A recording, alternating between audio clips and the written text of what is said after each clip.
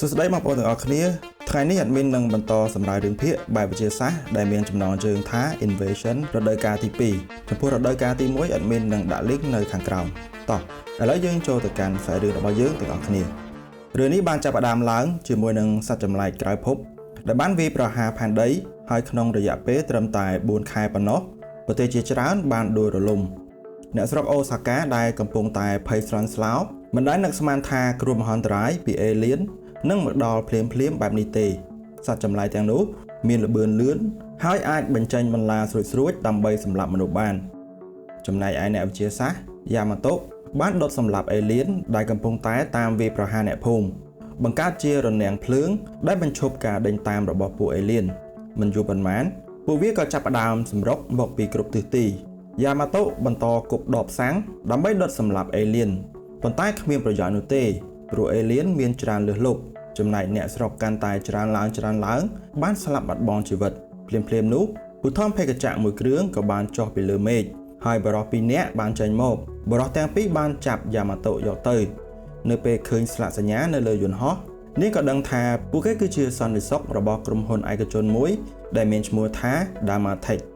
មនុស្សរាប់លាននាក់កំពុងតែស្លាប់ជារៀងរាល់ថ្ងៃនៅទូទាំងពិភពលោកក្រុមហ៊ុននេះនឹងជួយមនុស្សជាតិដើម្បីកម្ចាត់ពួកអេលៀនដូច្នេះយ៉ាម៉ាតូក៏បានឈប់រើបំរាស់បន្ទាប់ពីធ្វើដំណើរជិតពាក់កណ្ដាលផែនដីពួកគេក៏បានមកដល់គោលដៅហើយពេលមើលតាមបង្អួចយានអវកាសដ៏ធំសម្បើមរបស់អេលៀនបានលេចចេញមកហើយក្រសែភ្នែករបស់យ៉ាម៉ាតូក៏ប្រែទៅជាស្រងត់សង្ងាត់នាងបានទៅដល់កន្លែងស្រាវជ្រាវសម្ងាត់មួយនាយកដែលមានឈ្មោះថា Nickel បានស្វាគមន៍នាងយ៉ាងកក់ក្ដៅជាមួយនឹងទឹកមុខរីករាយកន្លែងស្រាវជ្រាវនេះគឺផ្ដោតសំខាន់ទៅលើការសិក្សាអំពីយានអវកាសរបស់អេលៀនប៉ុន្តែបន្ទាប់ពីធ្វើការអស់ជាច្រើនខែពួកគេមិនមានការវិវត្តអ្វីសោះពួកគេបានខិតខំប្រឹងប្រែងយ៉ាងខ្លាំងទម្រាំតែអាចស្វែងរកយ៉ាម៉ាតូឃើញនៅក្នុងប្រទេសជប៉ុនតាមពិតទៅគឺកូដដែលនាងបានសរសេរនោះហើយតែបានអនុញ្ញាតឲ្យកងកម្លាំងសម្ព័ន្ធមិត្តបានទម្លុះប្រព័ន្ធការពាររបស់អេលៀនហើយក៏បានបាញ់ទម្លាក់យានអវកាសរបស់ពួកវានៅក្នុងខ្សែរឿងកាលពីរដូវកាលទី1 Nickel ជឿជាក់ថាយ៉ាម៉ាតូមានសមត្ថភាពពិសេសក្នុងការទំនាក់ទំនងជាមួយពួកអេលៀនហើយសង្ឃឹមថានាងនឹងអាចចូលរួមក្នុងការស្រាវជ្រាវរបស់ពួកគេបានប៉ុន្តែភ្លាមយ៉ាម៉ាតូហាក់មិនចាប់អារម្មណ៍នោះទេចំណែក Nickel បានប្រាប់នាងថាយាននេះអស្ចារ្យជាងអ្វីដែលនាងអាចនឹកស្មានដល់ទៅទៀតហើយនាងនឹងយល់នៅពេលដែលនាងចូលទៅខាងក្នុងប៉ុន្តែនាងត្រូវតែឆ្លងកាត់ការធ្វើតេស្តជាបន្តបន្ទាប់ជាមុនសិនអ្នកស្រាវជ្រាវម្នាក់នៅកន្លែងនោះបានភ្ជាប់ឧបករណ៍ EEG ទៅនឹងក្បាលរបស់យ៉ាម៉ាតូបន្ទាប់មកនាងក៏ត្រូវបានគេសួរសំណួរជាច្រើនដើម្បីវិភាគពីស្ថានភាពផ្លូវចិត្តរបស់នាងប៉ុន្តែនៅពេលដែលរូបថតមិត្តស្រីរបស់នាងបានបង្ហាញនៅលើអេក្រង់នាងក៏បានចាប់ផ្ដើមជ្រួលច្របល់យ៉ាងខ្លាំងដោយបានដកឧបករណ៍ចាប់សញ្ញានោះចេញហើយក៏បានរត់ចេញពីបន្ទប់ទាំងកំហឹងចំណែកអ្នកស្រាវជ្រាវដែលមានឈ្មោះថាម៉ាយ៉ាបានរាយការណ៍ទៅកាន់ Nickel ភ្លាមយ៉ាម៉ាតូមិនស័ក្តិសមក្នុងការចូលទៅក្នុងយានអវកាសទេពីព្រោះនាងងាយនឹងប្រតិកម្មផ្លូវចិត្តខ្លាំង Nickel បានដកដង្ហើមធំហើយក្រវីក្បាលទីក្រុងកាន់តែច្រើនឡើងត្រូវបានបំផ្លាញ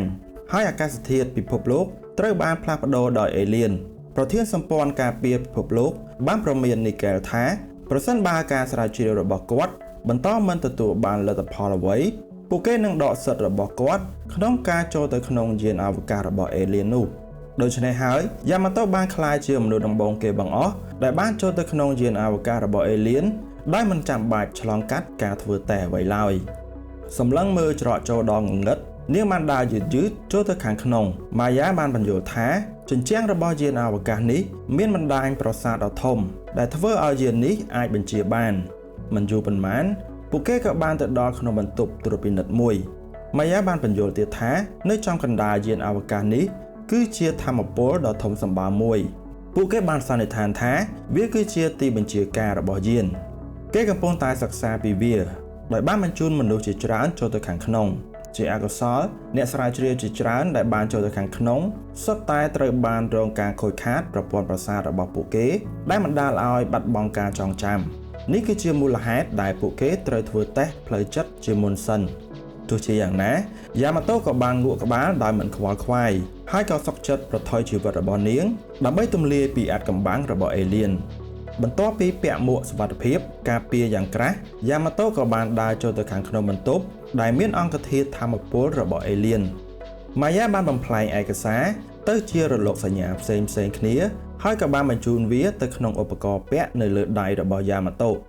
ប្រតិកម្មរបស់អង្គធាតុអេលៀនវាបានបញ្ចេញពន្លឺរាងមូលមួយដោយហាក់ដូចជាចង់បង្កើតទំនាក់ទំនងយ៉ាងជិតស្និទ្ធជាមួយនឹងយ៉ាម៉ាតូប៉ុន្តែក្រោយមកវាក៏បានដកថយវិញនៅក្នុងបន្ទប់បញ្ជា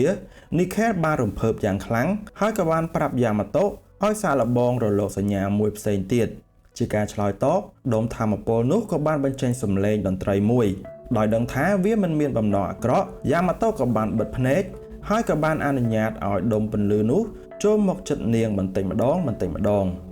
ខណៈពេលដែលក្រុមអ្នកស្រាវជ្រាវកំពុងតែជាប់រវល់រុករកអាថ៌កំបាំងរបស់ពួកអេលៀនប្រជាជននៅលើពិភពលោកកំពុងប្រឈមនឹងសេចក្តីស្លាប់សារ៉ាកំពុងតែបន្លប់ម្ចាស់ស្ថានីយ៍ប្រេអ៊ីនធឺណិតខណៈដែលបងប្រុសរបស់នាងដែលមានឈ្មោះថាលូកកំពុងតែលួចយករបស់របរផ្សេងនៅខាងក្រៅម្ដាយរបស់ពួកគេដែលមានឈ្មោះថាអានីសាកំពុងតែបូមសាំងអានីសាដែលទើបតែចាក់សាំងពេញក៏បានបើកទ្វារឡានហើយនៅពេលដែលកូនរបស់នាងចូលមកដល់ក្នុងឡានអស់នាងក៏បានបើកឡានចេញទៅយ៉ាងលឿនមិនយូរប៉ុន្មានពួកគេក៏បានទៅដល់ភូមិតូចមួយអានីសាបានសម្រេចចិត្តចុះទៅរកស្បៀងដែលបានប្រាប់កូនទាំងពីរឲ្យនៅក្នុងឡានបន្ទាប់ពីឃើញក្រុមទាហានកំពុងតែប្រមូលផ្ដុំគ្នានៅក្បែរនោះប៉ុន្តែលោកមិនស្ដាប់បង្គាប់នោះទេដោយឃើញមានសាំងច្រើននៅក្នុងឡានយោធាលោកក៏បានចុះពីឡានហើយក៏បានលបចូលទៅជិតរថយន្តរបស់យោធានោះនៅពេលដែលអានីសាចេញពីផ្ទះវិញលោកកំពុងតែរៀបចំលួចសាំងរបស់យោធាទាហានម្នាក់បានប្រទះឃើញលោកហើយទាហានផ្សេងទៀតក៏បានឡោមព័ទ្ធពួកគេអានីសាបានដកកាំភ្លើងខ្លីរបស់នាងចេញរួចក៏បានរត់ទៅជិតដោយធ្វើពុតជាមិនដឹងអីដោយប្រាប់ថាកូនប្រុសរបស់នាងគឺជាក្មេងរឹងរូសម្នាក់ភ្លាមនោះពួកគេក៏បានរកឃើញអាវុធរបស់អានីសាហើយនឹងវត្ថុពណ៌ខ្មៅនៅក្នុងកាតាបម៉ាស៊ីនស្កេនរបស់ពួកគេបានចាប់សញ្ញាបានថាវាមានប្រភពមកពីភពក្រៅការត្រួតពិនិត្យក៏បានបង្ហាញថាអានីសាគឺជាឧក្រិដ្ឋជនដែលគេកំពុងតែតាមចាប់ខ្លួនដូច្នេះនាយទាហានរូបនោះក៏បានសម្រេចចិត្តនាំគ្រួសាររបស់នាងត្រឡប់ទៅកាន់ជំរំរបស់ពួកគេវិញនៅក្នុងឡានអានីសាបានជួបជាមួយនឹងបុរសម្នាក់ទៀតដែលត្រូវជាប់ខ្នោះបុរសនោះបានប្រាប់ថាខ្លួនមានឈ្មោះថាក្លាកភ្លាមនោះអ្នកបើកបរក៏បានប្រទះឃើញក្មេងស្រីរងគ្រោះម្នាក់ដែលកំពុងតែដេកនៅកណ្ដាលផ្លូវទាហានទាំងនោះបានចុះទៅពិនិត្យដោយមិនស្ទាក់ស្ទើរប៉ុន្តែបែរជាត្រូវវាឆ្មក់ដោយក្រុមប្រដាប់អាវុធមួយក្រុមដែលបានចេញពីក្នុងព្រៃដោយឮសំឡេងគោទ្វារពីខាងក្រៅក្លឹកក៏បានប្រាប់ឲ្យអានីសាហើយនិងក្មេងៗទប់ត្រចៀករបស់ពួកគេមួយសន្ទុះក្រោយមកការផ្ទុះមួយក៏បានបំផ្លាញសោទ្វារក្លឹកបានដើរចេញទៅដោយទឹកមុខធម្មតាគាត់គឺជាអ្នករៀបចំការវាយឆ្មក់នេះក្លឹកបានប្រាប់ប៉ាពួករបស់គាត់ឲ្យបំផ្លាញយានជំនិះហើយនឹងដកហូតអាវុធរបស់យោធាប៉ុន្តែត្រូវទុកជីវិតរបស់ពួកគេព្រោះពួកគេមិនមែនជាសត្រូវឡើយតាមពិតទៅក្លឹកគឺជាមេដឹកនាំនៃចលនាតស៊ូមួយដែលប្រឆាំងនឹងសម្ព័ន្ធការពារពិភពលោកហើយក៏បានបង្កើតកងកម្លាំងប្រដាប់អាវុធផ្ទាល់ខ្លួនក្លឹកបាននាំអានីសាហើយនិងគ្រួសាររបស់នាងទៅកាន់មូលដ្ឋានលាក់ខ្លួនមួយ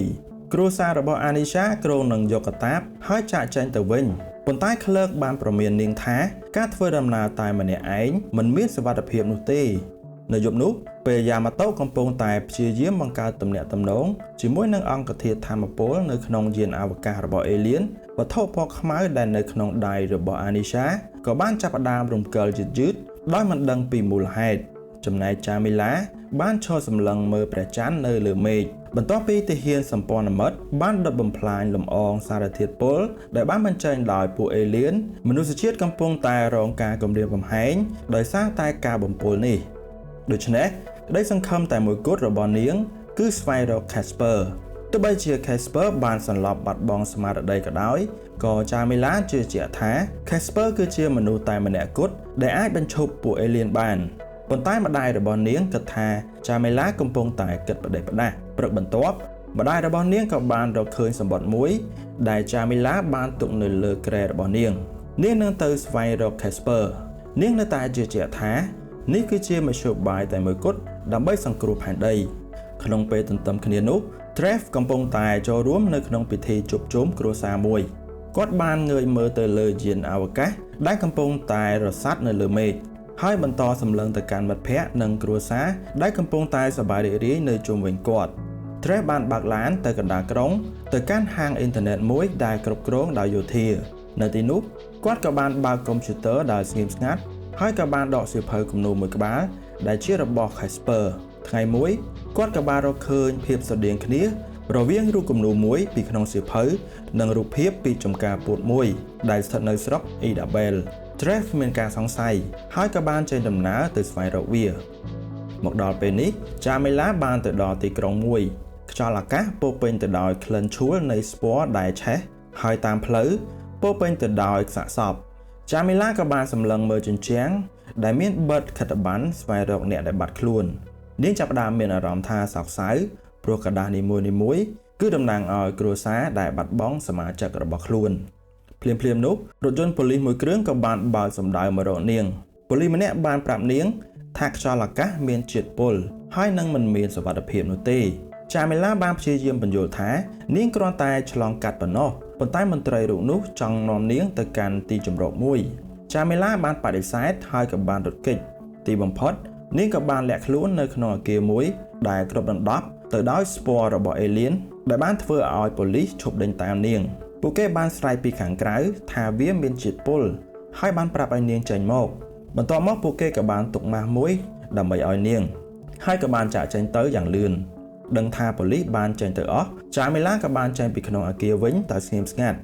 ហើយងើយមើលទៅខាងលើមេឃឃើញព្រះច័ន្ទពណ៌ក្រហមដែលបានធ្វើឲ្យនាងមានការតាំងចិត្តកាន់តែខ្លាំងឡើងដើម្បីស្វែងរក Casper ជាសំណាងល្អឈ្មោះរបស់ Casper មិនត្រូវបានចុះបញ្ជីនៅក្នុងកន្លែងតម្កល់សាកសពនោះទេ Jamila មានអារម្មណ៍ថាធូរស្បើយហើយក៏បានចូលទៅខាងក្នុងបន្ទប់កត់ត្រានាងមានការភ្ញាក់ផ្អើលយ៉ាងខ្លាំងនៅពេលដែលឃើញរបស់របររបស់ Casper នៅទីនោះនាងក៏បានចាប់ផ្ដើមស្វែងរកទិន្នន័យនៅក្នុងកុំព្យូទ័រមិនយូរប៉ុន្មាននាងក៏បានរកឃើញ Casper ត្រូវបានគេបញ្ជូនផ្ទេរទៅកាន់មន្ទីរពេទ្យដែលមានឈ្មោះថា Saint Paul នៅក្នុងទីក្រុងប៉ារីសខណៈនោះដែរ Trav បានទៅដល់ភូមិ Idabel ស្រាប់តែប្រទះឃើញយោធាបានបង្កើតប៉ុស្តិ៍ត្រួតពិនិត្យមួយដែលបានហាមឃាត់មិនឲ្យនរណាម្នាក់ចូលឡើយ Trav មានការងឿងឆ្ងល់ប៉ុន្តែធ្វើពុតជាអ្នកដំណើរធម្មតាទាហានទាំងនោះមិនព្រមនិយាយអ្វីទាំងអស់ពួកគេកំពុងតែលាក់បាំងអាថ៌កំបាំងអ្វីមួយនៅយប់នោះគាត់ក៏បានរកឃើញរបងដែលគ្មានអ្នកយាមហើយក៏បានផ្លោះចូលទៅហើយក៏បានលបលួចឆ្លងចូលទៅក្នុងភូមិ Idabel ដើម្បីស្រាយអាថ៌កំបាំងគាត់ក៏បានដើរសម្ដៅទៅកាន់ជំរំយោធាបន្ទាប់ពីបង្ហាញអត្តសញ្ញាណខ្លួនឯងអ្នកយាមទ្វារក៏បានប្រាប់គាត់ឲ្យទៅរកអនុសេនីយ៍ឯកដើម្បីរាយការណ៍ប៉ុន្តែ Trav មិនបានធ្វើតាមនោះទេដោយប្រើលេសថាត្រូវទៅបន្ទប់ទឹកគាត់ក៏បានលបចេញពីក្នុងការិយាល័យហើយក៏បានដើរត្រង់ទៅកាន់តង់ដ៏ធំមួយនៅក្នុងនោះគឺពោពេញទៅដោយក្រឡហើយនឹងធុងដែលគេបានផ្ទុកទៅដោយរុក្ខជាតិដែលគាត់មិនធ្លាប់ឃើញពីមុនមកដែលពួកវាទំនងជាពាក់ព័ន្ធនឹងអេលៀននៅពេលដែល Trav កំពុងតែសម្លឹងមើលសត្វមួយនៅក្នុងក្រឡក៏បានកម្រើកឡើងភ្លាមៗធ្វើឲ្យគាត់មានការភ្ញាក់ផ្អើលហើយក៏បានដួលសម្លេងនោះក៏បានតាក់ទាញអ្នកយាមដែលនៅក្បែរនោះ Trav បានដោះសារថាខ្លួនគ្រាន់តែបង្វែងផ្លូវប៉ុណ្ណោះប៉ុន្តែទាហានបានដឹងថា Trav មិនមែនជាក្រុមដែលគេបញ្ជូនមកបន្ថែមនោះទេដូច្នេះ Trav ក៏ត្រូវបានគេនាំយកទៅឃុំឃាំង Trav មានការព្រួយបារម្ភពីសៀវភៅគំនូរនៅក្នុងកាតាបរបស់ខ្លួនប៉ុន្តែបុរសម្នាក់បានប្រាប់គាត់ថាកុំបារម្ភអីហើយបានបន្តថានឹងមានរថយន្តមួយគ្រឿងមកទទួលគាត់នៅពេលព្រឹកដើម្បីនាំគាត់ចេញពី Idabel ហើយគេនឹងប្រគល់របស់របរដែលជារបស់គាត់មកឲ្យគាត់វិញខណៈនោះដែរ Jamila ក៏បានទៅដល់ជំរំអ្នករស់រានមានជីវិតដ៏ធំមួយនៅក្នុងទីក្រុងនាងមានគម្រោងទៅជួបជាមួយនឹងមិត្តចាស់របស់នាងជាលើកចុងក្រោយមុននឹងធ្វើដំណើរទៅកាន់ទីក្រុងប៉ារីសពួកគេបានជួបជុំគ្នាសាជាថ្មីប៉ុន្តែនៅពេលដែលពួកគេដឹងថា Jamila នឹងទៅទីក្រុងប៉ារីសមិត្តទាំងពីររបស់នាងស្ទើរតែមិនជឿវាមិនត្រឹមតែឆ្ងាយប៉ុណ្ណោះទេតែនាងក៏នឹងត្រូវឆ្លងកាត់តំបន់គ្រោះថ្នាក់ជាច្រើនផងដែរទោះជាយ៉ាងណា Jamila មិនចោះចាញ់ឡើយនាងបានបញ្យល់ថានាងតែងតែយល់សប្តិឃើញ Casper ដែលកំពុងតែសន្លប់ហើយមានអារម្មណ៍ថា Casper កំពុងតែហៅនាងនោះហើយគឺជាមូលហេតុដែលនាងត្រូវតែទៅរក Casper មិត្តទាំងពីរក៏បានសម្រេចចិត្តថាពួកគេនឹងទៅទីក្រុងប៉ារីសជាមួយនឹង Jamila ពួកគេរងចាំដល់ពេលយប់ដើម្បីរៀបចំអីវ៉ាន់ហើយក៏បានចេញដំណើរបន្ទាប់មកពួកគេមានគម្រោងថានឹងស្វែងរករថយន្តមួយគ្រឿងដើម្បីជិះ ขณะពេលដែលកំពុងតែស្វែងរកកូនសោពួកគេក៏បានធ្វើឲ្យសំឡេងរោបន្លឺឡើងដោយចៃដន្យហើយម្ចាស់ផ្ទះទាំងពីរនាក់ក៏បានចេញមកយ៉ាងលឿនចាមីឡាហើយនិងមិត្តភ័ក្តិរបស់នាងមានការភ័យខ្លាចយ៉ាងខ្លាំងប៉ុន្តែទើបដឹងថាម្នាក់នោះគឺជាមនធីឪពុកម្ដាយរបស់មនធីបានដើរលេងកម្សាន្តហើយមិនបានត្រឡប់មកវិញនោះទេទុកឲ្យពួកគេនៅផ្ទះតែម្នាក់ឯងចំណែកឯចាមីឡាជឿជាក់ថានៅទីនេះមិនមានសុវត្ថិភាពនោះទេហើយបានជំរុញឲ្យមនធីនាំប្អូនស្រីរបស់ខ្លួនទៅកាន់ជំរំដើម្បីមានសុវត្ថិភាពប៉ុន្តែក្មេងស្រីតូចដែលមានឈ្មោះថា Penny បាននិយាយថាពួកគេខ្លាចឪពុកម្ដាយរបស់ពួកគេរកពួកគេមិនឃើញនៅពេលដែលពួកគាត់ត្រឡប់មកវិញភ្លាមៗនោះសំឡេងដ៏ខ្លាំងរបស់យន្តហោះត្រូវបានឮនៅខាងក្រៅចំណែកឯចាមីឡាក៏មានការព្រួយបារម្ភពីសុវត្ថិភាពរបស់មនធីក្រោយដឹងពីបេសកកម្មរបស់ពួកគេ Penny ចង់ទៅជាមួយនឹងចាមីឡាដែរ Penny ថែមទាំងមានផែនទីថែមទៀតផងហើយមនធីចេះបើកឡានដូច្នេះអ្នកទាំង5នាក់ក៏បានសម្រេចថាពួកគេនឹងទៅជាមួយគ្នាហើយព្រឹកឡើងពួកគេក៏បានជិះរថយន្តមួយគ្រឿងចេញទៅនៅមន្ទីរពិសោធន៍ដែលកំពុងតែសិក្សាពីយានអវកាសរបស់អេលៀនអ្នកវិទ្យាសាស្ត្រយ៉ាម៉ាតូបានសម្លឹងមើលយ៉ាងយកចិត្តទុកដាក់ទៅកាន់អង្គធាតុថាមពលរបស់អេលៀននាងមានអារម្មណ៍ថាវាកំពុងតែព្យាយាមបញ្ជូនសារអ្វីមួយមានភាពមិនប្រក្រតីមួយគឺការលេចឡើងដដែលៗនៃរលកសញ្ញាដែលមិនទៀងទាត់ពេលខ្លះវាលេចឡើងរៀងរាល់ពី3ម៉ោងម្ដងហើយពេលខ្លះទៀតវាត្រូវចំណាយពេលច្រើនថ្ងៃឯណោះយ៉ាម៉ាតូជឿជាក់ថាសញ្ញានេះមានសារៈសំខាន់សម្រាប់ពួកគេតែពេលនោះម៉ាយ៉ាក៏បានហៅនាងទៅតាមដានបន្តប៉ុន្តែយ៉ាម៉ាតូអះអាងថានាងមិនអីនោះទេនាងបានបញ្យល់ទៀតថានៅពេលដែលនាងកំពុងតែប្រឈមមុខនឹងអង្គធាតុចម្លែកនោះនាងបានព្យាយាមឲ្យអស់ពីសមត្ថភាពដើម្បីបង្កើតទំនាក់ទំនងហើយនឹងមើលចូលទៅក្នុងចិត្តរបស់វាម៉ាយ៉ាមានការបារម្ភខ្លាចយ៉ាម៉ាតូនឹងអាចដូចអ្នកវិទ្យាសាស្ត្រដទៃទៀតបន្ទាប់មកម៉ាយ៉ាក៏បាននាំយ៉ាម៉ាតូទៅកាន់បន្ទប់មួយ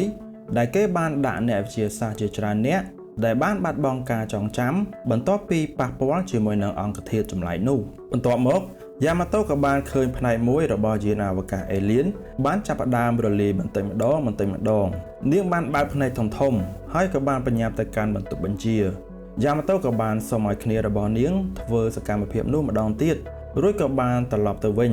នៅពេលដែលអ្នកវិទ្យាសាស្ត្របានកែសម្រួលរលកសញ្ញាបញ្ជូនទៅលេខ90យានអវកាសនោះក៏ចាប់ផ្ដើមរលាយបាត់ភ្លាមនៅចំពោះមុខពួកគេ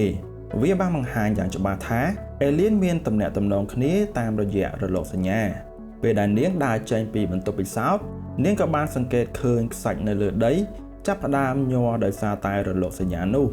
ហើយសូម្បីតែសត្វស្លាបក៏រងផលប៉ះពាល់ផងដែរដូច្នេះយ៉ាម៉ាតូក៏បាននឹកឃើញពីផែនការមួយនាងជឿជាក់ថាយានអវកាសរបស់អេលៀនកំពុងតែបញ្ជូនសញ្ញាទៅកាន់ពិភពខាងក្រៅជាប្រចាំបន្ទាប់មកគេក៏បានយកកំណត់ត្រារលកសញ្ញាកាលពីមុនយកមកមើលហើយនាងក៏បានសង្កេតឃើញថាខ្សែកោងនៃរលកសញ្ញាគឺស្រដៀងគ្នាខ្លាំងណាស់យ៉ាម៉ាតូបានសន្និដ្ឋានថាយានអវកាសអេលៀនកំពុងតែបញ្ជូនសញ្ញាអាសន្នទៅកាន់យានអវកាស Mothership របស់ពួកវាដោយផ្អែកលើអំណះអំណាងនេះនាងក៏បានព្យាករណ៍ថាសញ្ញាបន្ទាប់នឹងលេចឡើងនៅម៉ោង 5:32 នាទីព្រឹកប៉ុន្តែអ្នកវិទ្យាសាស្ត្រផ្សេងទៀតមិនជឿនោះទេចំណែកឯយ៉ាម៉ាតូបានបង្ហាញពីចេតនារបស់នាងក្នុងការប្រើប្រាស់សញ្ញានេះដើម្បីចូលទៅក្នុង Mothership របស់អេលៀនយប់ជ្រៅម៉ាយ៉ាក៏បានប្រាប់ឲ្យយ៉ាម៉ាតូទៅសម្រាកដោយបារម្ភពីសុខភាពរបស់នាង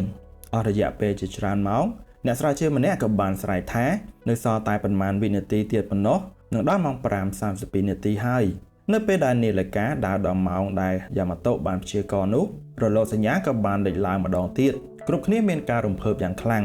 ចំណែកឯលោកនីខែលក៏បានទទួលដំណឹងនេះភ្លាមសត្វចម្លែកកំពុងតែវាយប្រហារនៅទូទាំងពិភពលោកដោយលេចចេញមកដោយគ្មានការព្រមានជាមុនឡើយ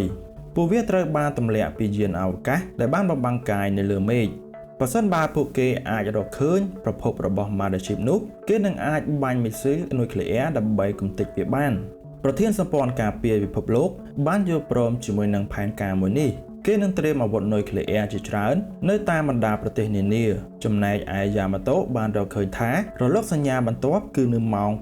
9:42 នាទីព្រឹកថ្ងៃបន្ទាប់នាងនឹងបង្ហាញទីតាំងរបស់យានអវកាសរបស់អេលៀនដែលកំពុងតែបំបាំងកាយ ប៉ុន្តែត្រឹមតែ30នាទីប៉ុណ្ណោះប្រទេសទាំងអស់ត្រូវតែล็อกទីតាំងរបស់វាឲ្យបាន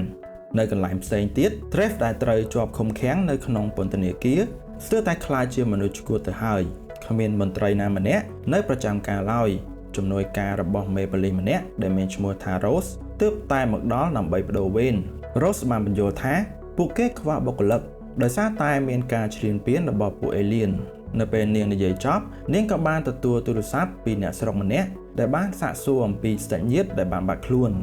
Rose មានអារម្មណ៍អស់សង្ឃឹមទោះបីជាទីក្រុងរបស់ពួកគេមិនត្រូវបានវាយប្រហារចាប់តាំងពីការឈ្លានពានបានចាប់ផ្ដើមក៏ដោយក៏អ្នកស្រុកជាច្រើនបានបាត់ខ្លួនម្ដងម្នាក់ជាបន្តបន្ទាប់Trev បានសម្លឹងមើលជញ្ជាំងដែលសុទ្ធតែរូបថតរបស់មនុស្សដែលបានបាត់ខ្លួនបន្ទាប់មក Rose ក៏បានទៅរកមេរបស់នាងដែលទើបតែមកដល់ហើយក៏បានជំរុញឲ្យគាត់ស្វែងរកអ្នកដែលបានបាត់ខ្លួននោះគាត់ចេះតែនិយាយថាគាត់នឹងប្រឹងប្រែងឲ្យអស់ពីសមត្ថភាពរួចក៏បានដើរទៅជួសជុលម៉ាស៊ីនឆុងកាហ្វេហាក់ដូចជាមិនខ្វល់ខ្វាយអ្វីឡើយ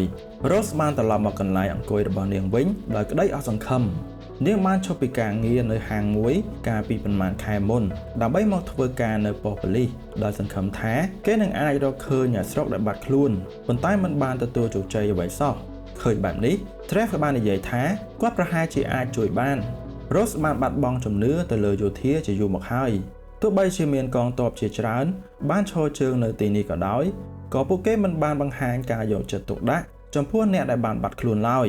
ហើយ Rose បានកត់ចំណាំការបដិឆេទនៃការបាត់ខ្លួននៅលើជញ្ជាំង Trev ស្រាប់តែបើកភ្នែកធំសម្លឹងមើលខិត្តប័ណ្ណទាំងនោះបន្ទាប់មកគាត់បានប្រាប់ Rose ឲ្យទៅយកសៀវភៅគំនូរពីក្នុងទូដាក់វត្ថុតាំង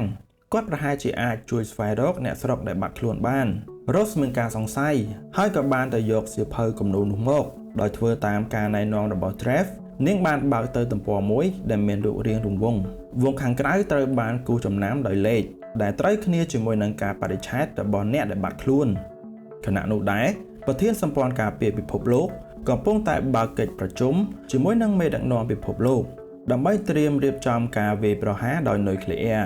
មេដឹកនាំម្នាក់មានការព្រួយបារម្ភយ៉ាងខ្លាំងដោយបារម្ភថាកាំជ្រួចមីស៊ីលអាចនឹងធ្លាក់មកលើប្រទេសរបស់ខ្លួនប៉ុន្តែប្រធានសម្ព័ន្ធមិត្តបានបញ្ជាក់ថាគ្រាប់នុយក្លេអ៊ែរទាំងអស់នឹងត្រូវបំផ្ទុះនៅលើអាកាសទោះបីជាវាមិនប៉ះចំគោលដៅក៏ដោយត្រឡប់ទៅកាន់កន្លែងស្រាវជ្រាវវិញ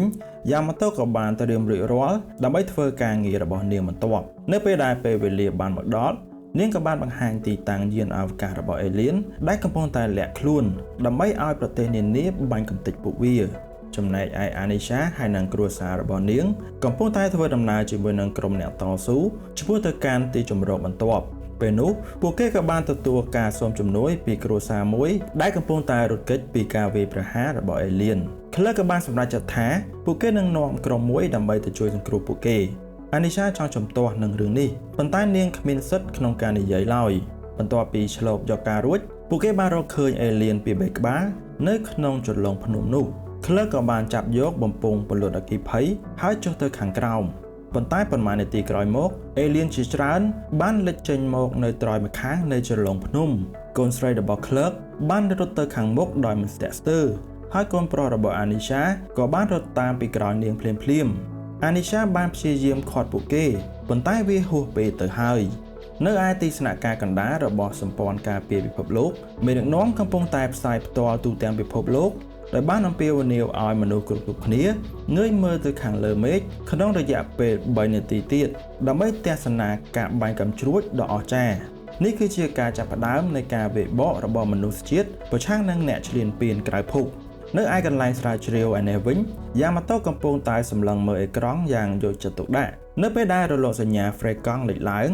នាងក៏បានចុចប៊ូតុងដើម្បីចាប់ផ្ដើមលួចទីតាំងរបស់យានអវកាស Alien ទាំងនោះនៅទូទាំងពិភពលោកមនុស្សម្នាបានងើយមើលទៅលើមេឃដោយក្តីងឿងឆ្ងល់រហូតដល់យានអវកាសរបស់ Alien ដ៏ធំសម្បើមចាប់ផ្ដើមលេចចេញមកមេដឹកនាំបានចេញបញ្ជាហើយនុយក្លេអ៊ែរដែលបានត្រៀមទុកក៏បានបាញ់ហោះទៅលើមេឃដោយវាបានបំផ្ទុះយានអវកាសរបស់ Alien នៅពេលដែលយានដ៏ធំសម្បើមបានធ្លាក់ម្ដងមួយមនុស្សគ្រប់គ្នាបានស្រែកហូដោយក្តីត្រេកអរនៅក្នុងជ្រលងភ្នំវិញ Alien ដែលកំពុងតែវាយប្រហារក្រុមរបស់ Clerk បានធ្លាក់ពីលើជ្រលងភ្នំភ្លាមក្រុមអ្នកតស៊ូរបស់ Clerk បានរួចជីវិតហើយចំណែកឯកូនស្រីរបស់គាត់ហើយនិងកូនរបស់ Anisha ក៏មានសុវត្ថិភាពដែរ ប៉ុន្តែនៅពេលដែលពួកគេត្រឡប់មកដល់រថយន្តវិញ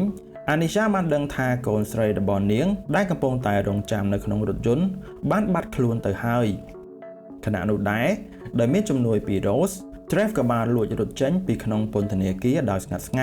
គាត់មានគម្រោងក្នុងការរុករកអាថ៌កំបាំងរបស់ពួក Alien ដោយខ្លួនឯងហើយនឹងបន្តស្វែងរកអ្នកដែលបានបាត់ខ្លួននៅឯមូលដ្ឋានសម្ព័ន្ធមិត្តជំនួយការម្នាក់បានរាយការណ៍ថាការវាយប្រហារដោយនុយក្លេអ៊ែរបានបាញ់ទម្លាក់យានអវកាសរបស់ Alien សរុបចំនួន7គ្រឿងដែលវាគឺជាជ័យជំនះដ៏ធំបំផុតរបស់ពួកគេមិនធ្លាប់មានប៉ុន្តែមេដឹកនាំបានព្រួយបារម្ភដោយឆ្ងល់ថាតើពួក Alien ពិតជាបានដកថយដោយសារតែរឿងនេះឬក៏ពួកវានឹងបើកការវាយប្រហារសងសឹកវិញខណៈនោះដែរចាមីឡាហើយនឹងក្រុមរបស់នាងមិនបានបថយប្រឋានឡើយពួកគេបានបន្តដំណើរឆ្ពោះទៅកាន់ទីក្រុងប៉ារីសដោយជឿជាក់ថា Casper គឺជាគន្លឹះក្នុងការសង្គ្រោះផែនដីទោះជាយ៉ាងណានៅជាយទីក្រុងបន្តិចផ្លូវត្រូវបានបិទចាមីឡាបានរត់ទៅសួរទាហានម្នាក់ដែលបានប្រាប់នាងថារថភ្លើងដឹកអ្នកដំណើរទៅកាន់ប្រទេសបារាំងមិនបានមកដល់គោលដៅទេពួកគេទើបតែបញ្ជូនកងទ័ពចូលទៅខាងក្នុងដើម្បីស្វែងរកពីមូលហេតុធ្វើឲ្យច្រកចូលរូងក្រោមបាតសមុទ្រត្រូវបានបិទជាម្ដងអាសន្នចាមីឡាបានត្រឡប់ទៅកាន់រថយន្តវិញហើយទៅដឹងថាមេដឹកនាំសម្ព័ន្ធមិត្តរបស់ពិភពលោកបានបញ្ជាឲ្យវាយបកទៅលើពួក Alien ពួកគេបានបត់រថយន្តត្រឡប់ក្រោយហើយទីបំផុតពួកគេក៏បានរកឃើញទ្វារចូលទៅខាងក្នុងរូងក្រោមដីដែលតភ្ជាប់រថភ្លើងពីអង់គ្លេសទៅកាន់បារាំងពួកគេបានបោះបង់យានជំនិះរបស់ពួកគេដើម្បីធ្វើដំណើរដោយថ្មើរជើងវិញម្ដងមិនយូរប៉ុន្មានពួកគេរកឃើញច្រកចូលទៅផ្លូវរថភ្លើងដោយជោគជ័យភ្លាមនោះពួកគេក៏បានឮសំឡេងកាំភ្លើងហើយនិងសំឡេងស្រែកពីខាងក្រៅវាហាក់ដូចជាពួកយោធាត្រូវរងការវាយប្រហារអ្វីមួយចំណែកឯមិត្តភ័ក្តិរបស់នាងមានការភ័យខ្លាចហើយចង់បកត្រឡប់ក្រោយប៉ុន្តែចាមីឡាបានខាត់ពួកគេនាងបានរំលឹកពួកគេថាគោលដៅរបស់ពួកគេគឺដើម្បីជួយសង្គ្រោះផែនដីពាក្យសម្ដីរបស់នាងបានជំរុញឲ្យពួកគេបន្តធ្វើដំណើរទៅមុខទៀតជាមួយគ្នានេះនៅឯមន្ទីរពេទ្យកណ្ដាលទីក្រុងប៉ារីសវិជ្ជបណ្ឌិតស្រីម្នាក់បានចូលទៅក្នុងបន្ទប់ព្យាបាលដែលមានការការពារយ៉ាងតឹងរឹងកុមារជាច្រើនកំពុងតែត្រូវបានសាកល្បងដើម្បីបង្កើតទំនាក់ទំនងពិសេសជាមួយនឹង Alien នៅលើគ្រែខាងក្នុងគឺ Casper ដែលមិនទាន់ភ្ញាក់ដឹងខ្លួនឡើយដល់ពេលនេះចាមីឡាហើយនឹងក្រុមរបស់នាងក៏បានឃើញសាកសពយោធាម្នាក់ដែលដេកនៅលើផ្លូវរថភ្លើងគាត់ត្រូវបានសម្លាប់ដោយសត្វចម្លែកភ្លាមនោះពួកគេក៏បានឃើញសត្វចម្លែកមួយកំពុងតែដើរយឺតមកជិតពួកគេមនធីបានព្យាយាមរត់គេចប៉ុន្តែតាក់ជើងទៅណាមិនរួចឡើយនៅពេលដែល Alien នោះកាន់តែមកជិតពួកគេការបំផ្លាញយានអវកាសរបស់ Alien ដោយក្រុមសម្ព័ន្ធមិត្តពិភពលោកបានបណ្ដាលឲ្យ Alien នោះបានបាត់បង់ជីវិតផងដែរពួកគេក៏បានបន្តដំណើរទៅមុខទៀតស្រាប់តែបានប្រទះឃើញសាកសពសត្វចម្លែកជាច្រើនភ្លាមនោះចាមីឡាក៏បានសម្គាល់ឃើញភាគចម្លែកនៅលើផ្ទៃទឹកនៅក្បែរនោះនាងក៏បានដកដបទឹកដើម្បីបណ្ដែតទៅក្នុងទឹកដែលបានធ្វើឲ្យមានរំញ័របង្កជាសំឡេងចាមីឡាបានសន្មតថានេះអាចជាសញ្ញារបស់ Alien ហើយដោយមិនគិតច្រើនពួកគេក៏បានបន្តដំណើរទៅមុខទៀតប៉ុន្តែពួកគេមិនបានចាប់អារម្មណ៍ពីពន្លឺពណ៌សមួយដែលចេញពីរាងកាយរបស់សត្វចម្លែកនោះឡើយប្រហែលជាពួកវាមិនទាន់ស្លាប់ទេក្នុងអំឡុងពេលនោះវិជ្ជបណ្ឌិតម្នាក់ក៏បានឃើញវីដេអូដែលបង្ហាញពីការកំទេច Alien មិត្តរួមការងាររបស់នាងក៏បានចាប់ផ្ដើមគិតថាពួកគេមិនចាំបាច់បន្តការស្រាវជ្រាវអ្វីទៀតនោះទេ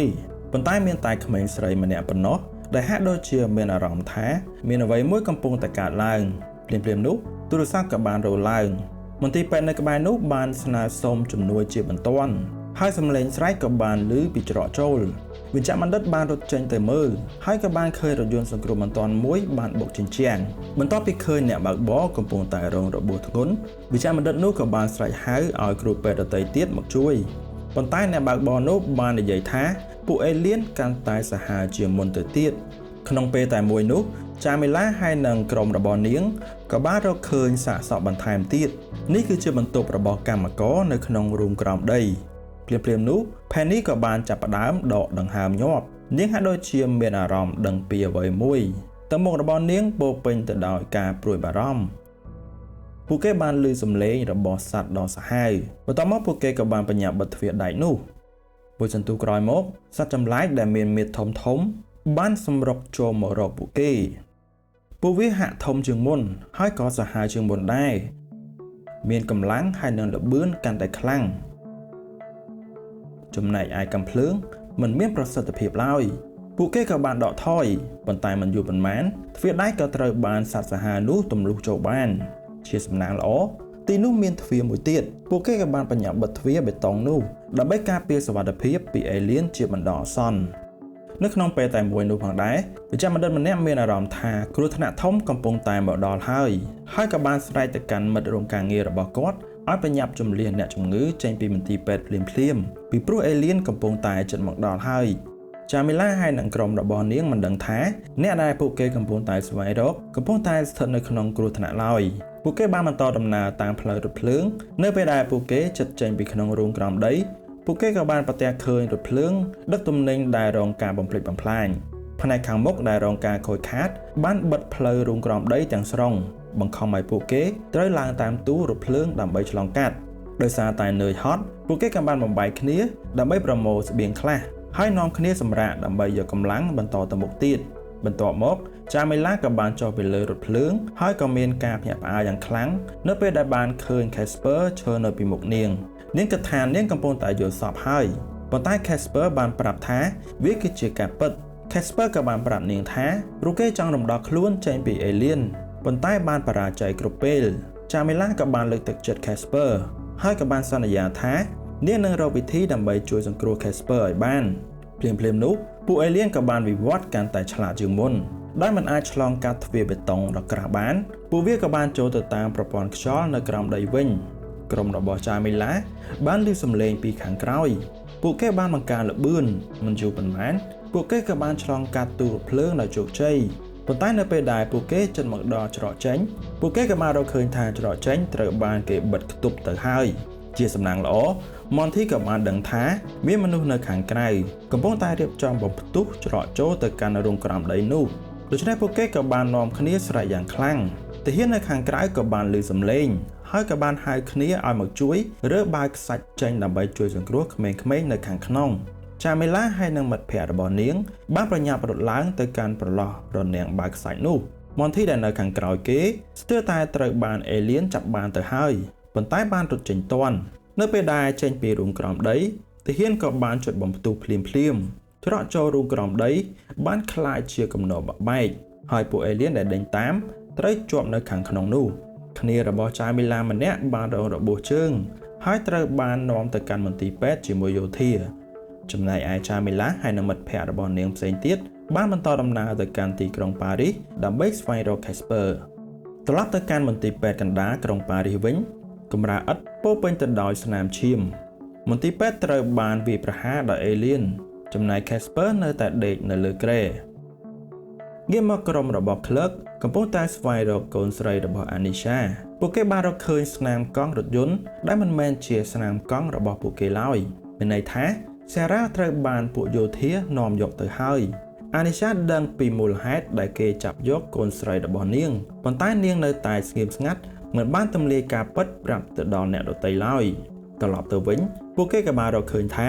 មូលដ្ឋានយោធាគឺនៅចម្ងាយប្រហែល15គីឡូម៉ែត្រពីទីតាំងរបស់ពួកគេប៉ុន្តែផ្លូវទៅកាន់ទីតាំងនោះមានគ្រោះថ្នាក់ខ្លាំងណាស់ដោយសារតែគេត្រូវឆ្លងកាត់អេលៀនជាច្រើនមុននឹងចេញទៅ Clerk បានសួរទៅកាន់ Anisha ហេតុអ្វីបានជាយោធាចាប់កូនស្រីរបស់នាងបន្ទាប់ពីគិតមួយសន្ទុះ Anisha នៅតែមិនប្រាប់ពីការពិតពីដុំថ្មពណ៌ខ្មៅរបស់ពួកគេឡើយទោះជាយ៉ាងណាអានកំបាំងមិនបានលាក់បាំងជារៀងរហូតនោះទេការពិតត្រូវបានបង្ហាញព្រឹកថ្ងៃបន្ទាប់ Clerk ក៏បានប្រមូលគ្នាដើម្បីតម្រង់ទៅកាន់មូលដ្ឋានរបស់យោធាពួកគេបានសម្រេចចិត្តទៅជួយសង្គ្រោះកូនស្រីរបស់ Anisha ហើយនៅពេលដែលពួកគេជិះឆ្លងកាត់ព្រៃដ៏ស្ងប់ស្ងាត់មួយលោកស្រាប់តែមានអារម្មណ៍ចម្លែកដូចជាមានសម្លេងនៅក្នុងត្រចៀករបស់ខ្លួនប៉ុន្តែអ្នកផ្សេងទៀតមិនឮសម្លេងនោះឡើយបន្ទាប់មកលោកក៏បានស្រែកថាអេលៀនកំពុងតែមកជិតរថយន្តរបស់ពួកគេហើយអេលៀនជាច្រើនបានបង្ហាញខ្លួនពីក្នុងព្រៃ Clerk ក៏បានបញ្ជាឲ្យគ្នារបស់គាត់បង្កើនល្បឿនប៉ុន្តែរថយន្តមួយគ្រឿងក៏ត្រូវបានពួកវាវាយប្រហារប៉ុន្តែ Clerk មិនបញ្ជាឲ្យឈប់ដើម្បីជួយគ្នានោះទេដោយត្រូវតែបន្តទៅមុខទៀតសមាជិករបស់ពួកគេបានស្លាប់ម្ដងមួយនៅពេលដែលស្ថានភាពកាន់តែវឹកវរលោកក៏បានស្រែកថាទេដែលសម្លេងនេះហាក់ដូចជាធ្វើឲ្យអេលៀនខ្លាចហើយក៏បានរត់ចូលទៅក្នុងព្រៃវិញមិនបានប្រយ័ត្នរថយន្តរបស់ពួកគេក៏បានក្រឡាប់ ក្រោយកិច្ចពីរថយន្តមួយទៀតជាសំណាងល្អគ្រប់គ្នាមិនរបួសធ្ងន់ធ្ងរទេប៉ុន្តែក្លឹកមានរបួសអានីសាក៏បានប្រញាប់ដើម្បីព្យាបាលគាត់ភ្លាមនោះសម្លេងមួយក៏បានឮពីក្នុងព្រៃគ្នារបស់ក្លឹកបានត្រឡប់មកវិញហើយនៅពេលដែលថ្ងៃចាប់ផ្ដើមងងឹតពួកគេត្រូវតែចាក់ចែងពីក្នុងព្រៃឲ្យបានលឿនបំផុតពួកគេបានបន្តដំណើរដោយប្រុងប្រយ័ត្នឆ្លងកាត់អាប់ប្រដាប់ដោយអាវុធហើយនឹងមានការប្រុងប្រយ័ត្នខ្ពស់លោកបានឮសំឡេងចម្លែកសារជាថ្មីបន្ទាប់មកពួកគេក៏បានឃើញកន្លែងមួយដែលពោពេញទៅដោយអេលៀនដែលកំពុងតែនៅស្ងៀមនៅពេលដែលសំឡេងបានបន្លឺឡើងអេលៀនក៏បានចាប់ផ្ដើមវាយប្រហារម្ដងទៀតក្លឹកបានបញ្ជាឲ្យដកថយប៉ុន្តែក្របកាំភ្លើងមិនអាចជ្រាបចូលទៅក្នុងស្បែករបស់ពួកវាបានទេគ្នារបស់ក្លឹកត្រូវបានអេលៀនសម្លាប់ម្ដងមួយហើយទីបំផុតពួកគេក៏បានទៅដល់យានជំនិះរបស់ពួកគេប៉ុន្តែអានីសាបានរត់ទៅជួយក្មេងស្រីម្នាក់ដែលវង្វេងនៅក្នុងព្រៃអានីសាត្រូវបានឡោមព័ទ្ធដោយអេលៀនពេលនោះលោកក៏បានដើរចូលទៅនៅពេលដែលអេលៀនកាន់តែមកជិតលោកក៏បានស្រែកសំឡេងខ្លាំងធ្វើឲ្យអេលៀនហាក់ដូចជាស្ដាប់បញ្ជារបស់លោកហើយវាក៏នៅស្ងៀមនៅពេលដែលរថយន្តបើកចេញទៅអេលៀនក៏បានដឹងខ្លួនឡើងវិញដើម្បីតាមប្រមាញ់ពួកគេជាបន្តទៀតប៉ុន្តែវាយឺតពេកទៅហើយទន្ទឹមនឹងនេះនៅកន្លែងស្រាវជ្រាវយានអវកាសអេលៀនយ៉ាម៉ាតូបាននិយាយថាអេលៀនទំនងជាភ្ជាប់ទៅនឹងដែនម៉ាញេទិករបស់ផែនដីនាងបានដំឡើងឧបករណ៍ដែនម៉ាញេទិកជាច្រើននៅជិតធម្មពលរបស់អេលៀនវាបានប្រែទៅជាពណ៌ក្រហមឆេះនៅពេលបន្ទាប់សំឡេងស្រែកយ៉ាងខ្លាំងបានបន្លឺឡើងពីបន្ទប់ពិសោធន៍នៅពេលដែលយ៉ាម៉ាតូបានបង្កើនហ្វ្រេកង់ធម្មពលពណ៌ក្រហមក៏បានចាប់ផ្ដើមនិយាយជាសំឡេងមនុស្សយ៉ាម៉ាតូបានបិទឧបករណ៍នោះវិញធ្វើឲ្យធម្មពលនោះបានប្រែទៅជាមនុស្សម្នាក់នាងបានសួរទៅកាន់វាថាហេតុអ្វីបានជាពួកគេមកឈ្លានពានផែនដីវាបានឆ្លើយតបថាដោយសារតែមនុស្សជាតិបានធ្វើបាបពួកគេមុនយ៉ាម៉ាតូមានការភ្ញាក់ផ្អើលយ៉ាងខ្លាំងព្រោះសំឡេងនោះគឺជាសំឡេងរបស់ហ៊ីណាតាដែលបានស្លាប់យូរមកហើយយ៉ាម៉ាតូបានដោះស្រោមដៃចេញនៅក្នុងបន្ទប់បញ្ជាអ្នកស្រាវជ្រាវមានការភ្ញាក់ផ្អើលពួកគេបានឮយ៉ាម៉ាតូកំពុងតែនិយាយជាមួយខ្លួនឯងពួកគេដឹងថាមានអ្វីមួយខុសប្រក្រតីហើយរួចក៏បានព្យាយាមជួយសង្គ្រោះនាងភ្លាមដោយបានទាញយ៉ាម៉ាតូចេញដោយបង្ខំចំណែកឯម៉ាយ៉ាក៏បានប្រញាប់ទៅពិនិត្យនាងជាសំណាងល្អយ៉ាម៉ាតូមិនបានបាត់បង់ស្មារតីនោះទេហើយការពិនិត្យរាងកាយជាបន្តបន្ទាប់មិនបានបង្ហាញពីភាពមិនប្រក្រតីអ្វីឡើយនីខែក៏បានសុំឲ្យយ៉ាម៉ាតូធ្វើរឿងនេះម្ដងទៀតទោះបីជាម៉ាយ៉ាមានការព្រួយបារម្ភពីសុខភាពរបស់យ៉ាម៉ាតូក៏ដោយប៉ុន្តែយ៉ាម៉ាតូទទូចថានាងមិនអីនោះទេហើយនាងត្រូវតែត្រឡប់ចូលទៅប្រឈមមុខជាមួយនឹងអេលៀនវិញមិនយូរប៉ុន្មានយ៉ាម៉ាតូក៏បានឈរនៅមុខពន្លឺអេលៀនម្ដងទៀតលើកនេះវាបានប្រាប់នាងឲ្យដោះមួកការពាររបស់នាងចេញយ៉ាម៉ាតូបានធ្វើតាមដោយមិនស្ទាក់ស្ទើរនៅពេលដែលវាបានខិតជិតមកបន្តិចម្ដងនាងមានអារម្មណ៍ថានាងកំពុងតែនៅលើឆ្នេរខ្សាច់មួយហើយក៏បានឃើញក្មេងស្រីម្នាក់កំពុងតែរត់លេងនៅក្បែរនោះយ៉ាម៉ាតូក៏ថានាងបានចូលទៅក្នុងការចងចាំកុមារភាពរបស់ហ៊ីណាតាសំឡេងមួយនៅក្នុងក្បាលរបស់នាងក៏បានប្រាប់នាងថានេះគឺជាពេលវេលាដ៏រីករាយបំផុតរបស់ហ៊ីណាតាហើយសូមឲ្យយ៉ាម៉ាតូលះបង់គ្រប់យ៉ាងដើម្បីមកនៅជាមួយនាងចំណែកឯអ្នកស្រាវជ្រាវមានការតានតឹងយ៉ាងខ្លាំង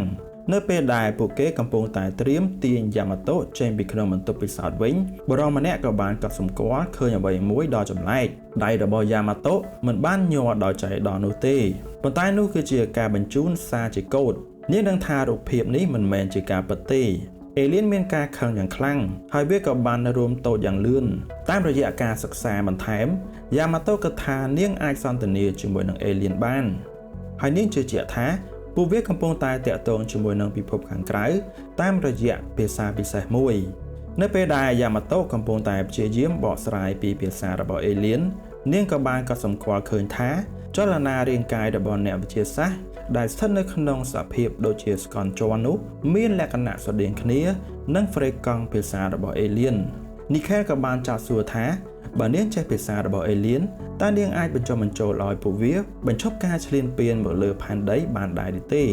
អ្វីដែលសំខាន់បំផុតនៅពេលនេះគឺត្រូវតែស្វែងរកចំណុចខ្សោយរបស់អេលៀនទន្ទឹមនឹងនោះដែរ Trev កំពុងតែធ្វើការជាមួយនឹង Rose ដើម្បីលាតត្រដាងអាថ៌កំបាំងរបស់អេលៀនគោលដៅដំបូងរបស់ពួកគេគឺទៅចំការពោតដែលអ្នកស្រុកជាច្រើនបានបាត់ខ្លួន Trev បានកត់សម្គាល់ឃើញថាសត្វក្អែកជាច្រើនកំពុងតែហើរកលឹងជារាងគូតខ្យងនៅលើមេឃបន្ទាប់ពីកាយស្លឹកឈើចេញ គាត់ក៏បានរកឃើញថាដីនៅខាងក្រោមយ៉តិចៗដែលបង្ហាញពីវត្តមាននៃដែនម៉ាញេទិកដ៏ខ្លាំងក្លាមួយភ្លាមៗនោះគាត់មានអារម្មណ៍ថាដូចជាមាននរណាម្នាក់កំពុងតែមើលពួកគេពេលត្រឡប់មកកាន់កន្លែងស្នាក់នៅវិញពួកគេក៏បានពិនិត្យឃើញតម្រុយរបស់ពួកគេរ៉ូសបានគូសចំណាំទីតាំងនៃការបាត់ខ្លួននៅលើផែនទីមួយកាន់តែមើលTrev មានអារម្មណ៍ថាធ្លាប់ស្គាល់នៅពេលដែលគាត់ភ្ជាប់ចំណុចទាំងនោះវាបានបង្កើតជារូបរាងដូចទៅក្នុងរូបគំនូរគ្រុឌខ្យងពីក្នុងសៀវភៅគំនូររបស់ Casper គាត់ជឿជាក់ថាចំណុចកណ្ដាលនៃរង្វង់នោះអាចមានអត្ថន័យពិសេសអ្វីមួយដូច្នេះពួកគេទាំងពីរនាក់ក៏បានចេញដំណើរម្ដងទៀតដោយបានដើរតាមផែនទីចូលទៅក្នុងចម្ការពោតប៉ុន្តែនៅទីនោះពួកគេបានរកឃើញទាហានជាច្រើននេះបានសបញ្ជាក់ថាមានអាថ៌កំបាំងអ្វីមួយត្រូវបានលាក់បាំងពួកគេទាំងពីរនាក់ក៏បានបន្តដំណើរទៅមុខដោយប្រុងប្រយ័ត្ននៅចំកណ្ដាលកន្លែងនោះមានរណ្ដៅរាងរង្វង់ដ៏ធំមួយដែលមានទាហានជាច្រើនកំពុងយាមកាមយ៉ាងតឹងរ៉ឹងដើម្បីស្រាយចម្ងល់នេះ Trev បានសម្រេចចិត្តថាគាត់នឹងត្រូវតែចូលទៅខាងក្នុងឲ្យបានក្បួនរថយន្តរបស់យោធាដែលកំពុងតែត្រឡប់មកកាន់មូលដ្ឋានវិញត្រូវបានវងសត្វក្អែកហាមកបាំងទាហានដែលនៅខាងមុខបានចុះពីលើរថយន្តហើយក៏បានបាញ់ឡើងទៅខាងលើដើម្បីបង្អើលពួកវាឆ្លៀតក្នុងឱកាសនេះ Trev ក៏បានចូលទៅខាងក្រោមរថយន្តក្នុងពេលជាមួយគ្នានោះក្រុមរបស់ Anisha ក៏បានមកដល់ជំរំយោធាដែរកូនស្រីរបស់នាងទំនងជានៅខាងក្នុងជំរំនោះនៅពេលបន្ទាប់លោកក៏បានដើរយឺតៗទៅកាន់ប៉ុស្តិ៍យាមមួយដើម្បីបញ្ឆោតពួកទាហានបន្ទាប់មកក្រុមរបស់ក្លឺកក៏បានចេញមកដើម្បីវាយឆ្មក់អ្នកយាមពីក្រោយ Anisha ក៏បានបើកឡានយ៉ាងលឿនទៅកាន់កណ្ដាលជំរំភាពចលាចលបានតាក់ទាញចំណាប់អារម្មណ៍របស់ទាហាននានានៅពេលដែលពួកគេបានប្រមូលផ្តុំគ្នាក្រុមអ្នកប្រយុទ្ធតស៊ូក៏បានឡោមព័ទ្ធក្រុមទាហានទាំងនោះ Anisha បានសួរនាំរកកូនស្រីរបស់នាងប៉ុន្តែមេទាហានដ៏រឹងរូសមិនបានប្រាប់នាងឡើយដោយអះអាងថាវាគឺជាព័ត៌មានសម្ងាត់ Anisha បានឃើញពីសំណេររបស់កូនស្រីរបស់នាងដែលនេះបានបញ្ជាក់ថាសារ៉ាធ្លាប់នៅទីនេះបន្ទាប់មកនាងក៏បានគំរាមសម្លាប់មេទាហាននោះដោយភ័យខ្លាចមន្ត្រីនោះក៏បានប្រាប់ពួកគេថាកូនស្រីរបស់នាងត្រូវបានគេនាំទៅកាន់ Idabel ដែលនោះគឺជាទីតាំងដែលអ្វីៗគ្រប់យ៉ាងបានចាប់ផ្ដើមទន្ទឹមនេះ Trev បានលួចចូលទៅក្នុងជំរំយោធាដ៏ជោគជ័យគាត់បានឃើញទាហានកំពុងតែនាំកូនស្រីរបស់ Anisha ចេញពីក្នុងរថយន្តមួយម្នាក់នៅក្នុងចំណោមពួកគេកំពុងតែកាន់ដុំថ្មពណ៌ខ្មៅយ៉ាងប្រុងប្រយ័ត្នចូលទៅក្នុងបន្ទប់មួយដោយរងចាំរហូតដល់ពេលយប់ Trev ក៏បានកម្ចាត់ទាហានពី3នាក់ហើយក៏បានលួចចូលទៅក្នុងរណ្ដៅនោះទោះជាយ៉ាងណានៅពេលដែលទៅដល់បាតរណ្ដៅគាត់បានរកឃើញច្រកចូលមួយទៀតដែលបាននាំទៅកាន់កន្លែងដ៏ជ្រៅមួយនៅពេលដែលរៀបនឹងបើកគម្របទាហានមួយក្រុមក៏បានចេញមកហើយក៏បានចាប់ខ្លួន Trev បន្ទាប់មកពួកគេក៏បាននាំគាត់ទៅកាន់បន្ទប់សម្ងាត់មួយនៅតាមផ្លូវ Trev ក៏បានឃើញបន្ទប់មួយដែលពោពេញទៅដោយមនុស្សដែលមានទឹកមុខស្លេកស្លាំងទាំងនេះគឺជាអ្នកស្រុកដែលបានបាត់ខ្លួនទាំងអស់នោះហើយមិនយូរប៉ុន្មាន Trev ក៏បានទៅដល់បន្ទប់សួរចម្លើយដោយសារតែជាទាហានចូលនិវត្តន៍ Trev ក៏បានជួបដោយផ្ទាល់ជាមួយនឹងមេបញ្ជាការម្នាក់មេបញ្ជាការរូបនោះក៏បានបញ្យល់ថាអ្នកស្រុកទាំងនោះត្រូវបានអេលៀនចាប់ខ្លួនប៉ុន្តែក្រោយមកក៏ត្រូវបានក្រុមទាហានជួយសង្គ្រោះពួកគេត្រឡប់មកវិញនៅកន្លែងផ្សេងទៀត Jamila ហើយនិងក្រុមរបស់នាងកំពុងតែស្វែងរក Casper ដែលពួកគេក៏បានទៅដល់ទីក្រុងប៉ារីសហើយនៅតាមផ្លូវសុទ្ធតែក្រដាស់ដែលគេបានស្វែងរកអ្នកដែលបានបាត់ខ្លួនពួកគេបានបន្តដំណើររហូតទៅដល់មន្ទីរពេទ្យកណ្ដាលក្រុងប៉ារីសតែពួកគេមានការខកចិត្តព្រោះទីកន្លែងនោះត្រូវបានអេលៀនវាយប្រហារដោយមានសាកសពទាហានជាច្រើនដេកនៅលើដី Jamila មានអារម្មណ៍ក្រៀមក្រំជាខ្លាំងមើលទៅ Casper មិននៅទីនេះទេនៅពេលដែលពួកគេកំពុងតែឈរនៅទីនោះដោយមានភាពអស់សង្ឃឹមសំឡេងខ្សៅៗមួយក៏បានបន្លឺឡើងចេញពីជ្រុងមួយពួកគេបានដើរទៅរកសំឡេងនោះយ៉ាងលឿនហើយក៏មានការភ្ញាក់ផ្អើលយ៉ាងខ្លាំងនៅពេលដែលបានឃើញ Casper កំពុងតែគូររូបនៅលើជញ្ជាំងក្មេងៗទាំងអស់បានអោបគ្នាដោយក្តីរំភើបចំណែកឯ Casper ក៏បានងឿងឆ្ងល់មនុស្សគ្រប់គ្នានៅក្នុងមន្ទីរពេទ្យបានស្លាប់អស់ទៅហើយមានតែខ្លួនប៉ុណ្ណោះដែលមិនអីដោយកលេចមើលគំនូរនៅលើជញ្ជាំង Casper នឹកឃើញថាក្មេងៗផ្សេងទៀតនៅក្នុងមន្ទីរពេទ្យនេះគឺមានអាការៈជំងឺដូចជាខ្លួនដែរពួកគេទំនងជាត្រូវបានយោធានាំចេញទៅអស់ហើយតែ Jamila មិនបានខ្វល់ពីរឿងនេះទេនាងបានសួរពីវិធីដើម្បីកម្ចាត់អេលៀនតែ Casper គិតថាពួកគេគួរតែទៅរកក្មេងៗដទៃទៀតប្រហែលជាពួកគេអាចជួយ Casper ក្នុងការកម្ចាត់ពួកអេលៀនបានទោះបីជាគោលដៅរបស់ពួកគេមិនឆ្ងាយក៏ដោយក៏ពួកគេត្រូវតែឆ្លងកាត់តំបន់គ្រោះថ្នាក់ជាច្រើនដោយជួបជាមួយនឹងអេលៀន ជាសំណាងល្អដោយមានធម៌ពលរបស់ Casper ក្នុងការនាំផ្លូវពួកគេអាចឆ្លងកាត់គ្រោះថ្នាក់នេះបានបន្ទាប់ពីធ្វើដំណើរដ៏វែងឆ្ងាយអស់រយៈពេល1ថ្ងៃ1យប់ទីបំផុតពួកគេក៏បានទៅដល់លេនដ្ឋានក្រោមដីមួយ Casper មានអារម្មណ៍ថាក្មេងៗទាំងនោះនៅខាងក្នុងបន្ទប់បិទជិតមួយក្មេងៗជាច្រើនអ្នកក៏បានងើយមុខឡើងពួកគេហាក់ដូចជាបានដឹងពីការមកដល់របស់ Casper ដែរប៉ុន្តែលើកនេះដែលមាន Casper ជាអ្នកដឹកនាំក្មេងៗចាប់ផ្ដើមគូគំនូររបស់ពួកគេយ៉ាងផ្ចិតផ្ចង់នៅអ្វីដែលពួកគេបានឃើញនៅក្នុងចិត្តរបស់ពួកគេដាក់នៅលើក្រដាសក្រុមអ្នកស្រាវជ្រាវមានការរំភើបរីករាយដោយជឿជាក់ថាមិនយូរប៉ុន្មានពួកគេនឹងអាចរកឃើញកន្លែងលាក់ខ្លួនរបស់អេលៀនបានត្រឡប់មកកន្លែងស្រាវជ្រាវវិញយ៉ាម៉ាតូកំពុងតែបន្តសិក្សាពីអេលៀនប៉ុន្តែនីខែលក៏ស្ថិតនៅក្រោមសម្ពាធយ៉ាងខ្លាំងផងដែរប្រសិនបើគាត់មិនអាចរកវិធីដើម្បីកម្ចាត់អេលៀនក្នុងពេលឆាប់នេះបានវិទ្យាស្ថានស្រាវជ្រាវរបស់គាត់នឹងត្រូវគ្រប់គ្រងដោយសម្ព័ន្ធពិភពលោកវិញមិនយូរប៉ុន្មានសម្លេងរោគក៏បានបន្លឺឡើងយ៉ាម៉ាតូមានអារម្មណ៍ថាមានអ្វីមួយខុសប្រក្រតីហើយក៏បានបញ្ញាប់ទៅកាន់បន្ទប់បញ្ជាទើបដឹងថានីខែលពិតជាបានទៅប្រឈមមុខជាមួយនឹងធម្មពលរបស់អេលៀនដោយខ្លួនឯងទីតាំងស្រាវជ្រាវទាំងមូលបានចាប់ផ្ដើមញ័រយ៉ាងខ្លាំងមិនត្រឹមតែប៉ុណ្ណោះវាក៏បានញ័រដល់មូលដ្ឋានយោធារបស់ Trev ហើយនិងលេនដ្ឋានក្រោមដីរបស់ Casper ផងដែរការមិនប្រុងប្រយ័ត្នរបស់ Nickel បានបង្កឲ្យមានគ្រោះរញ្ជួយដីជាង10កន្លែងឯណោះយ៉ាម៉ាតូដឹងថារឿងនេះមិនអាចបន្តបានទៀតនោះទេនាងត្រូវតែចូលទៅជួយគ្រោះមហន្តរាយដែលគំរាមកំហែងដល់ពិភពលោកត្រូវបានយ៉ាម៉ាតូបញ្ឈប់បានដោយជោគជ័យប៉ុន្តែគេជឿថាតំបន់រញ្ជួយទាំងនោះទំនងជាកន្លែងដែលមានយានអវកាសរបស់អេលៀនកំពុងលាក់ខ្លួននីខេបានទាមទារនិយាយជាមួយយ៉ាម៉ាតូប៉ុន្តែមេយ៉ាបានក្រវីក្បាលដោយអស់សង្ឃឹមហើយក៏បានបារម្ភពីស្ថានភាពរបស់យ៉ាម៉ាតូការប្រឈមមុខយ៉ាងជិតស្និទ្ធជាមួយនឹងធម្មពលរបស់អេលៀននោះបានផ្ដល់ឲ្យនាងនៅការយល់ដឹងពីប្រភពនៃសញ្ញាអេលៀនប៉ុន្តែរាងកាយរបស់នាងកាន់តែទ្រុឌទ្រោមយ៉ាងខ្លាំងសូម្បីតែកាន់ខ្មៅដៃមួយក៏មិនចង់រួចផងម៉ាយ៉ាបានជំរុញឲ្យយ៉ាម៉ាតូសម្រាកប៉ុន្តែនាងបដិសេធប្រសិនបើនាងអាចរកឃើញច្រកចូលទៅកាន់ប្រភពសញ្ញាពួកគេនឹងអាចធ្វើការកំទេចអេលៀនទាំងអស់បានក្រឡេកទៅមើលសត្វស្លាបដែលកំពុងតែហើរនៅលើមេឃយ៉ាម៉ាតូក៏បានជឿជាក់ថាអេលៀនទាំងអស់ត្រូវបានតភ្ជាប់គ្នាទៅវិញទៅមកតាមរយៈសញ្ញាមួយនាងគិតថាប្រសិនបើនាងអាចភ្ជាប់ខ្លួននាងទៅនឹងបណ្ដាញសញ្ញានេះនាងនឹងអាចរកឃើញច្រកចូលទៅកាន់ប្រភពនោះបាននៅម្ខាងទៀត Casper ក៏មានគំនិតដូចគ្នាដែរអំឡុងពេលរញ្ជួយដី Casper មានអារម្មណ៍ថាមានពន្លឺដ៏ភ្លឺចិញ្ចាចមួយប្រហែលជានោះគឺជាទីតាំងនៃសម្បុករបស់ពួកអេលៀនហើយប៉ុន្តែការស្វែងរកច្រកចូលទៅកាន់សម្បុករបស់អេលៀននៅតែជាការលំបាក Casper សម្រេចចិត្តចូលទៅក្នុងសភាពយល់សប្តិរបស់ខ្លួនម្ដងទៀតដើម្បីធ្វើការតភ្ជាប់ជាមួយនឹងអេលៀនទន្ទឹមនឹងនេះដែរយ៉ាម៉ាតូក៏បាននឹកឃើញថាប្រសិនបើនាងបើកចិត្តនិងអនុញ្ញាតឲ្យព័ត៌មានហូរចូលទៅក្នុងខួរក្បាលរបស់នាងនឹងអាចភ្ជាប់ទៅកាន់បណ្ដាញរបស់អេលៀនបានដោយមិនស្ទាក់ស្ទើរយ៉ាម៉ាតូក៏បានបិទភ្នែករបស់នាងបន្តិចម្ដងសរសៃពន្លឺពណ៌ក្រហមក៏បានលេចឡើងនៅពេលបន្ទាប់នាងក៏បានរកឃើញខ្លួនឯងនៅក្នុងទីតាំងដ៏ចម្លែកមួយដែលមានជញ្ជាំងបញ្ចេញពន្លឺពណ៌ខៀវហើយយ៉ាម៉ាតូក៏ស្រាប់តែឃើញរូបរាងមួយនៅពីចម្ងាយនាងមានការភ្ញាក់ផ្អើលយ៉ាងខ្លាំងនៅពេលដែលនាងបានឃើញថាវាគឺជា Casper ដែលទើបតែមកដល់ដូចគ្នា Casper ក៏បានបញ្យល់ថានៅពេលដែលខ្លួនបានតភ្ជាប់ជាមួយនឹងអេលៀនវានឹងបញ្ជូនគេមកដល់កន្លែងនេះដែលប្រៀបដូចជាមជ្ឈមណ្ឌលកណ្ដាលដែលតភ្ជាប់អេលៀនទាំងអស់សរសៃពន្លឺដ៏ធំនៅចំកណ្ដាលប្រហែលជាទីតាំងរបស់សម្បុកអេលៀនហើយនៅពេលបន្ទាប់ពួកគេទាំងពីរនាក់ក៏បានត្រឡប់មកកាន់ការពិតវិញ Casper បានតាក់ទងជាមួយនឹងប្រធានសម្ព័ន្ធមិត្តពិភពលោកភ្លាមហើយក៏បានប្រាប់ពីការរកឃើញរបស់ខ្លួនឥឡូវនេះដោយមានជំនួយពីយ៉ាម៉ាតូពួកគេមានទំនុកចិត្តថាពួកគេនឹងអាចរកឃើញច្រកចូលទៅកាន់សម្បុករបស់អេលៀនបើសិនបើពួកគេបញ្ជូនកងទ័ពទៅកំទេចសម្បុករបស់ពួក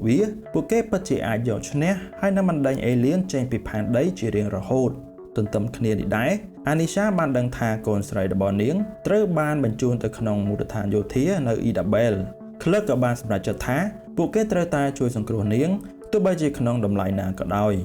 នៅពេលនោះរថយន្តយោធាមួយគ្រឿងក៏បានខិតជិតមកបោះត្រួតពិនិត្យនៅក្នុងស្រុកអ៊ីដាបែលបន្តិចម្ដងរថយន្តនោះមានសុទ្ធតែអ្នកប្រយុទ្ធតស៊ូដែលបានបន្លំខ្លួនជាទាហានពួកគេក៏បានឆ្លងកាត់ដោយជោគជ័យហើយពួកគេត្រូវតែស្វែងរកវិធីដើម្បីទម្លាយចូលទៅខាងក្នុងដើម្បីជួយសង្គ្រោះសារ៉ាចំណែកឯលោកបានប្រកាសនៅក្នុងចិត្តថា ប្អូនស្រីរបស់ខ្លួនកំពុងតែនៅក្បែរនោះហើយដោយសារតែមានយានពិសេសដែលអាចដឹងពីទីតាំងរបស់ដុំថ្មពណ៌ខ្មៅនោះក្រុមអ្នកតស៊ូក៏បានចាប់ផ្ដើមបញ្ឆោតយោធាជាច្រើនទៅកាន់ចំការពោតចំណែកឯ Clerk ក៏បានកម្ចាត់អ្នកយាមដែលនៅសេសសល់មួយចំនួនហើយក៏បានទម្លាយចូលទៅក្នុងបន្ទប់ពិសោធន៍មួយដំបូងពួកគេមិនអាចរក Sarah ឃើញទេតែសំណាងល្អពួកគេក៏បានជួបជាមួយនឹង Trev ហើយនិង Rose ដែលកំពុងតែជាប់ឃុំឃាំងនៅពេលដែលបានដឹងពីបេសកកម្មរបស់ Anisha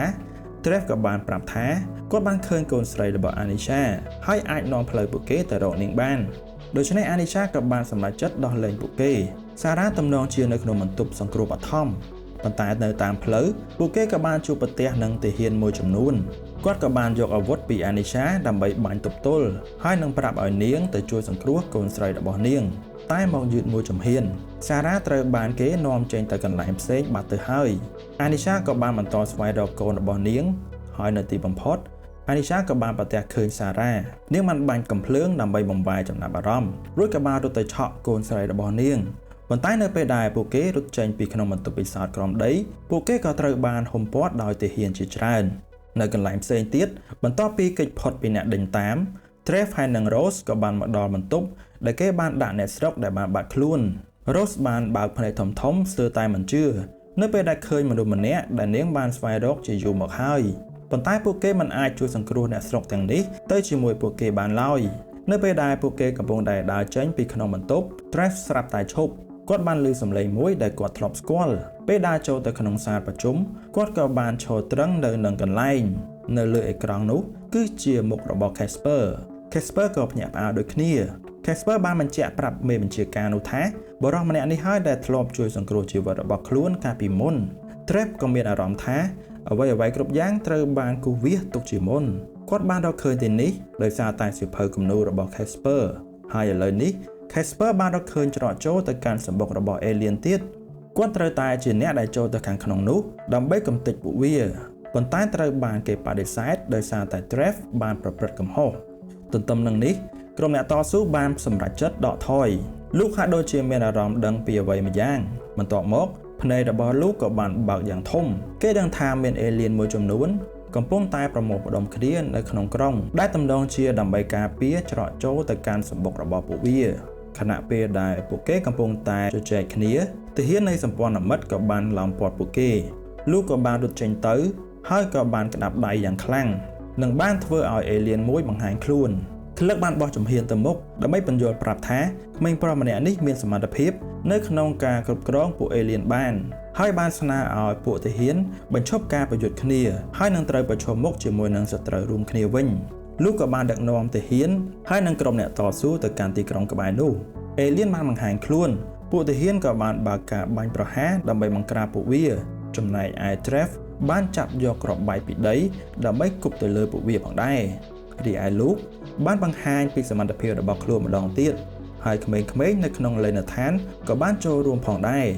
នៅក្នុងពេលជាមួយគ្នានោះនៅក្នុងបន្ទប់ពិសោធន៍យ៉ាម៉ាតូបានបិទភ្នែករបស់នាងម្ដងទៀតដោយធ្វើឲ្យចិត្តរបស់នាងទទេនាងបានតភ្ជាប់ចូលទៅក្នុងច្រកចូលសម្បុករបស់ Alien ហើយអាចមើលឃើញអ្វីដែលកំពុងតែកើតឡើងនៅក្នុងទីក្រុងផងដែរភារកិច្ចបន្ទាប់របស់នាងគឺបញ្ចេញសញ្ញាដើម្បីធ្វើឲ្យច្រកចូលទៅក្នុងសម្បុករបស់ Alien បង្ហាញរូបរាងរបស់វាការស្រាវជ្រាវអស់ជាច្រើនថ្ងៃមិនមែនអត់ប្រយោជន៍នោះទេយ៉ាម៉ាតូបានធ្វើឲ្យច្រកចូលសម្បុករបស់ Alien បានលេចឡើងនៅចំពោះមុខមនុស្សគ្រប់គ្នាលោកមិនអាចគ្រប់គ្រងថាមពលនេះបានទេឥ